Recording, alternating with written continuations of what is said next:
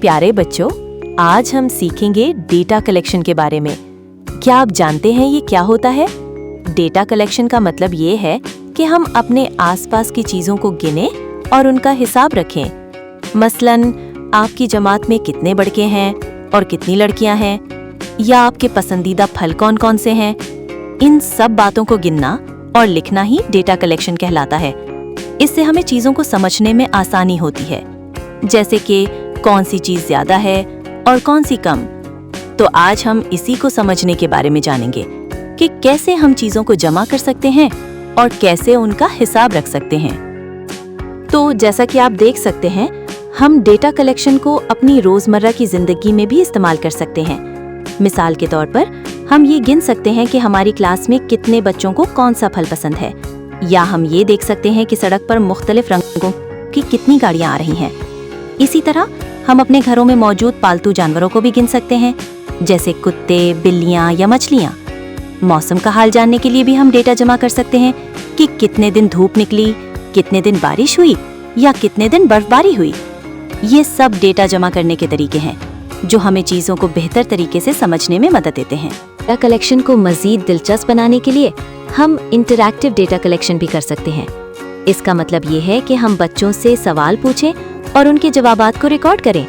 मसलन, हम पूछ सकते हैं कि किस बच्चे को कौन सा जानवर पसंद है या उनका पसंदीदा खिलौना कौन सा है। फिर हम इन जवाबात को एक चार्ट या ग्राफ की सूरत में दिखा सकते हैं। इससे बच्चों को डेटा को समझने में और मजा आएगा और वो डेटा कलेक्शन के अमल को बेहतर तरीके से सीख सकेंगे। यहाँ जो आपको मुख्तलिफ फल नजर आ रहे हैं, हम इनके जरिए डेटा कलेक्शन का एक छोटा सा खेल खेल सकते हैं।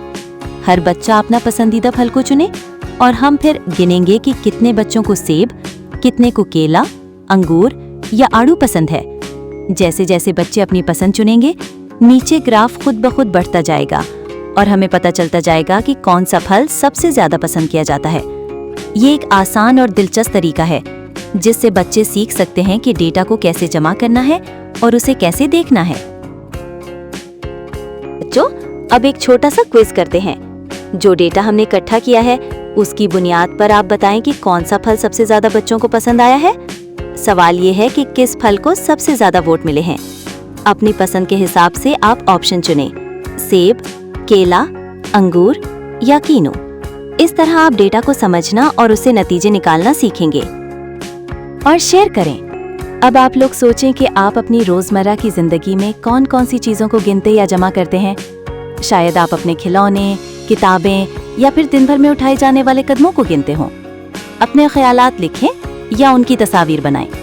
अपने दोस्तों, किताबों, खेलों, जानवरों या किसी भी चीज के बारे में सोचें जो आपने देखी हो। ये सब डेटा है जिसे आप जमा करके और समझकर बहुत कुछ सीख सकते हैं। डेटा कलेक्शन के लिए कुछ आसान टिप्स और ये हैं। पहले अपने आसपास देखें, फिर उन चीजों को गिनें और फिर उन्हें लिख लें। आखिर में आदात को शुमार का मुवाजना करें ताकि आपको पता चले कि कौन सी चीज ज्यादा है और कौन सी कम।